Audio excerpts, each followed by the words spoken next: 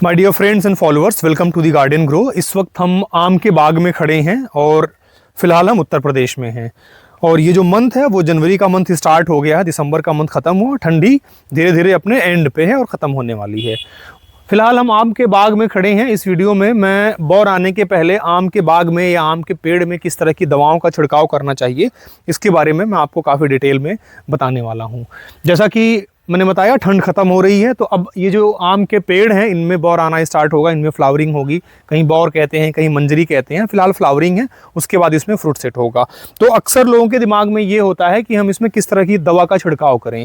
अक्सर ये होता है कि जब भी हम जाते हैं किसी बीज भंडार पे, तो वो क्या करता है, एक फंजीसाइड आपको दे देगा और आपको एक इंसेक्टिसाइड दे देगा और उसके साथ साथ कोई और एक टॉनिक या बूस्टर टाइप की दवा दे देगा। तो मैं आपको कुछ बातें बहुत ही क्लियर कर दूंगा इस वीडियो में कि आपको कौन कौन सी दवाओं का इस्तेमाल करना है, आपको क्या क्या डालना है बौर आने के पहले आम के पेड़ में। तो सबसे पहले, जैसे ये हमारा आम का पेड़ है, इसकी पत्तियों को आप देखेंगे तो ये कम्प्लीटली हेल्दी है। हेल्दी है का मतलब इसमें हल्का सा कहीं कट फट गया है, कीड़ा खा लिया है, और बाकी ऐसी कोई दिक्कत की बात नहीं है। ना तो इसमें किसी तरह के फंगस का अटैक दिख रहा है और ना ही किसी तरह के इंसेक्ट का अटैक दिख रहा है। क्योंकि फंगस का अटैक जहाँ पे है, उत्तर प्रदेश के रीजन में, यहाँ पे फिजेरियम की वजह से मैंगो मल फॉर्मेशन होता है और कई सारे इसमें फंगस से एंथ्रेक्नाज भी होते हैं जो कि फ्रूट को भी इन्फेक्टेड करते हैं। तो एज ए प्रिकॉशन, आम के पेड़ में या इसमें जो फल आ रहा है इसमें फंगस का अटैक ना हो, हमें क्या करना होता है, फंजीसाइड का स्प्रे करना होता है। तो फिलहाल मेरे पास ये फंजीसाइड है और यही अक्सर मिलता है। ब्राइट नाम इस पे लिखा है, कहीं बारूद के नाम से मिलता है, कहीं सिक्सर के नाम से मिलता है, कहीं घातक के नाम से मिलता है। और इसका जो कॉम्बिनेशन है वो है कार्बेंडाजिम और मैनकोजिब। तो ये वो फंजीसाइड है जिसका हमें स्प्रे करना है आम में बौर आने के पहले। फिलहाल कोई ऐसा सिम्टम नहीं दिख रहा है, लेकिन एज ए प्रिकॉशन इसको हम स्प्रे करेंगे। और इसके अलावा चूंकि इंसेक्ट का इसमें कोई हमें इन्फेक्शन किसी तरह का नहीं दिख रहा है, हालांकि सर्दी का मौसम खत्म हो रहा है तो फिर माहो लगने शुरू होंगे, एफिड जिसको कहते हैं, एफिड का इसके ऊपर अटैक होगा। लेकिन अगर पहले से ही हम किसी तरह के इंसेक्टिसाइड को इसके ऊपर, आम के पेड़ के ऊपर स्प्रे कर देंगे, और उसके बाद फिर होगा क्या, इसमें फ्लावरिंग होगी। और फ्लावरिंग का मतलब ये है कि फ्लावर आएंगे तो इसमें पॉलिनेशन का भी होना जरूरी है। इस सिचुएशन में पहले से अगर पौधे के ऊपर इंसेक्टिसाइड पड़ा है तो हो सकता है इंसेक्ट ना आए।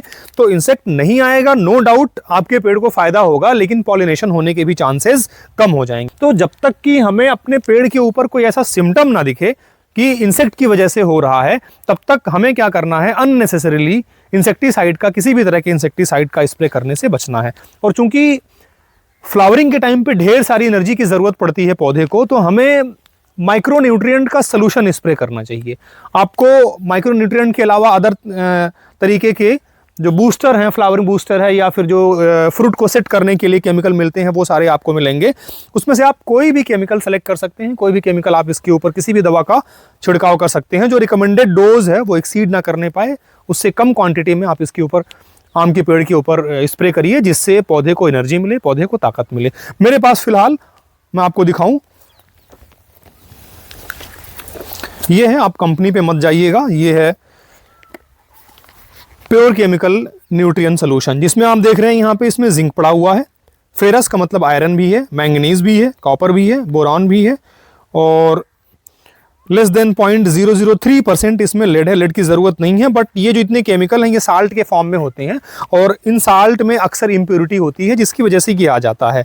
और इसके अलावा इसमें मॉलिब्डेनम भी है, कोबाल्ट भी है और निकल भी है। इसके अलावा मैग्नीशियम है और जिब्रेलिक एसिड है। तो जिब्रेलिक एसिड ये फाइटो हार्मोन है, और इसके अलावा जितने ये केमिकल हैं ये सारे के सारे macro as well as micro nutrient हैं, जिनको पौधों की ज़रूरत होती है।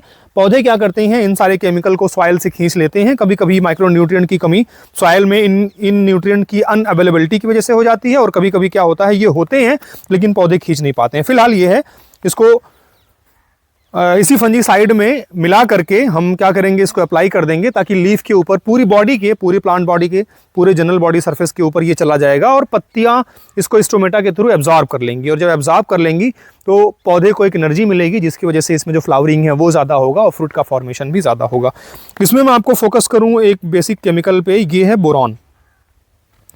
बोरॉन का होना इसलिए ज़रूरी है क्योंकि आम के फ्रूट में अक्सर शिकायत आती है कि जैसे जैसे वो बड़ा होता है क्रैकिंग हो जाती है, फ्रूट क्रैकिंग हो जाती है। तो फ्रूट क्रैकिंग मैंगो में या आम के फ्रूट में बेसिकली बोरॉन की कमी से होती है। तो अगर हमने इसको स्प्रे किया हुआ है इस न्यूट्रिएंट को जिसमें बोरान है, तो जाहिर है इसमें फ्रूट क्रैकिंग से भी हमारा पौधा बच जाएगा, हमारा आम का फ्रूट बच जाएगा। हालांकि जो फ्रूट क्रैकिंग है उसको रोकने के लिए जो बोरैक्स है उसका भी इस्तेमाल किया जाता है, सुहागा का, फिलहाल इसमें है तो इसको हम डालेंगे तो जाहिर है फ्रूट क्रैकिंग नहीं होगी। तो फिलहाल मेरे पास आम के इस पेड़ में बौर आने के पहले स्प्रे करने के लिए 2 दवाएं हैं। एक है हमारा फंजीसाइड और दूसरा है हमारा माइक्रो न्यूट्रिएंट का सोल्यूशन। तो इन दोनों को हम स्प्रे करने जा रहे हैं।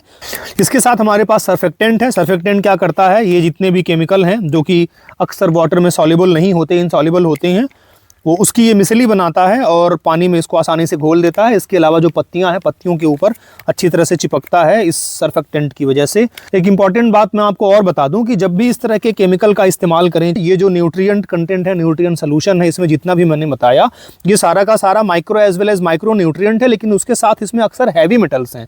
तो इसका जो कंसंट्रेशन है, इसका जो डोज है, वो अगर हमने हैवी कर दिया, ज़रूरत से ज़्यादा कर दिया, तो हम सब जानते हैं कि हैवी मेटल किसी भी लिविंग सिस्टम में अपने परमिसिबल लिमिट से जैसे एक्सीड करता है वो टॉक्सिक हो जाता है।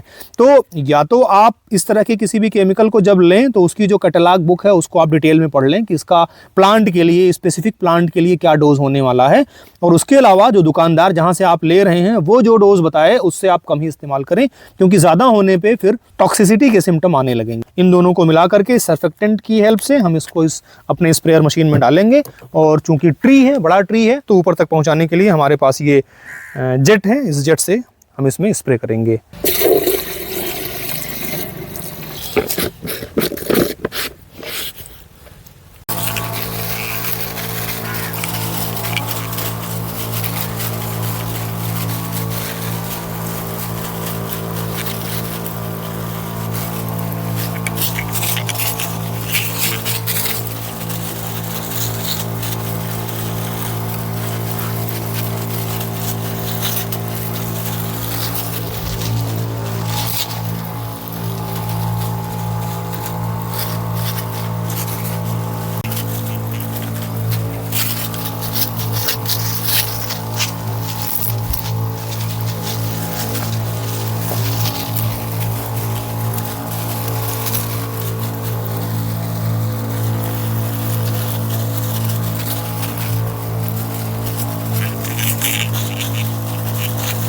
दोस्तों आप देख रहे हैं मैंने दोनों दवाओं का स्प्रे कर दिया है, और आई होप कि ये वीडियो उन सब के लिए जिनके पास आम के पेड़ हैं, आम के बाग हैं, उनके लिए काफ़ी यूज़फुल साबित होगी।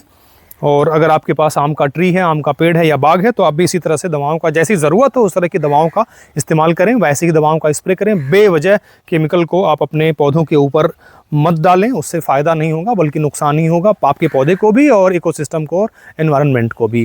दोस्तों ये छोटी सी वीडियो आपको कैसी लगी आप हमें कमेंट में ज़रूर बताएं, और इसके अलावा इस तरह की गार्डनिंग से रिलेटेड ढेरों वीडियोज़ हमारे चैनल पर अवेलेबल है, गार्डन ग्रो चैनल पर अवेलेबल है, जिसको देखने के लिए हमारा चैनल ज़रूर सब्सक्राइब करें। इस वीडियो में बस इतना ही। Thank you.